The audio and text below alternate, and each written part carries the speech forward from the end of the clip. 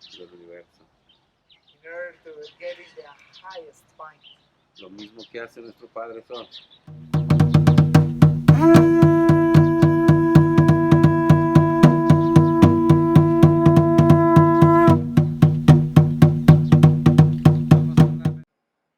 This is the Temple of the Moon at Teotihuacan.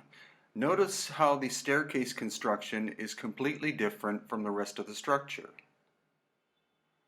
And then at the Temple of Quetzalcoatl, notice the large blocks that appear to have originally been in place, but now are damaged and on the ground.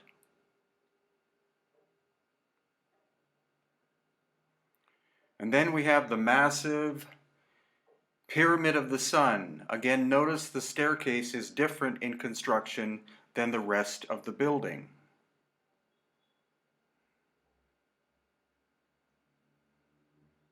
And as we approach the Pyramid of the Sun, we see that the staircase is made of cut, cube-like blocks, where the rest of the building is made of simple volcanic stone.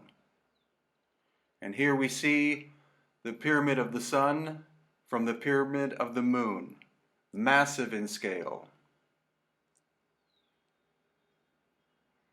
And again, as we go backwards, we see the immensity of the Pyramid of the Sun amongst the smaller temple structures. Now at the Temple of Quetzalcoatl, again, the staircase is made of cut blocks.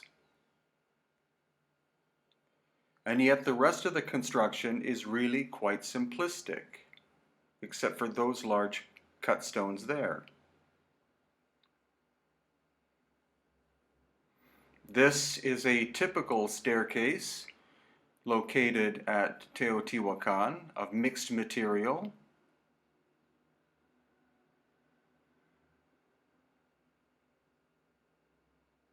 And one very large stone here that clearly was originally used in the construction, but now isn't. And now we are approaching the Temple of the Moon, the Pyramid of the Moon.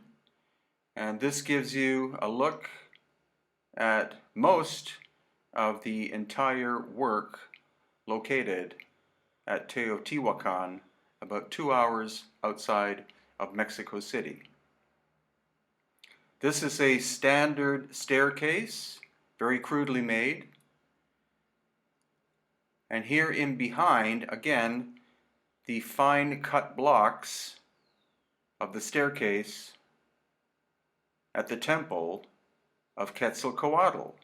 Compare it to the other rather crude construction that is around it.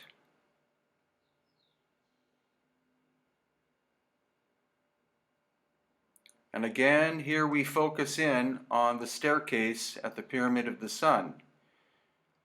Cut cube-like blocks.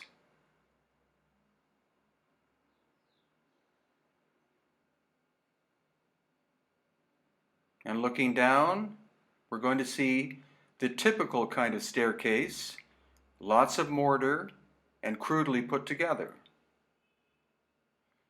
We are now at Tula, which also is about 2 hours away from Mexico City, but in a completely different direction.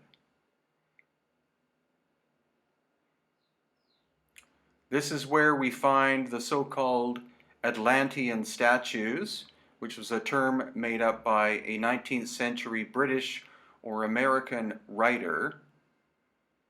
We'll actually see that these statues have nothing to do with Atlantis. That was just a fancy term used and now, unfortunately, has stuck. Again, we can see that cube-like stones seem to have been recycled in parts of the staircase. And now we approach the structures or statues themselves, made of very hard basalt stone, which is not found locally.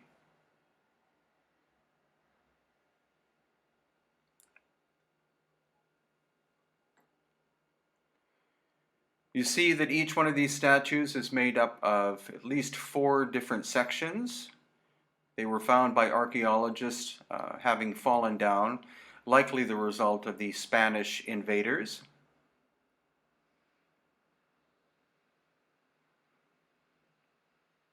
And these are called the Atlantean warriors.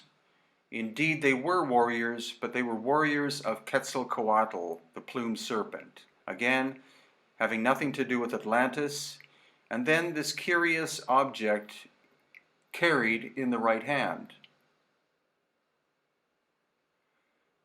Now, some people have claimed that it's some kind of laser weapon. In fact, it was likely a very early, small type of crossbow. And here we have detail of the figures themselves. Notice the headdress is a mixture of feathers and serpent scales. So that's the plumed serpent.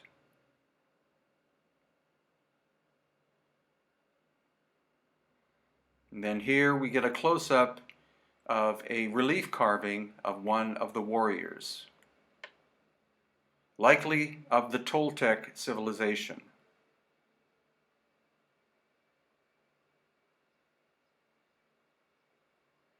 As the sun goes down, we get our last glimpse of Tula.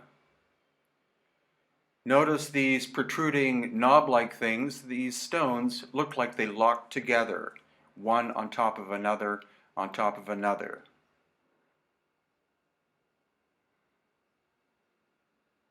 And in the left hand, the warrior is carrying a bundle of small arrows to go with the little crossbow. That is local oral tradition.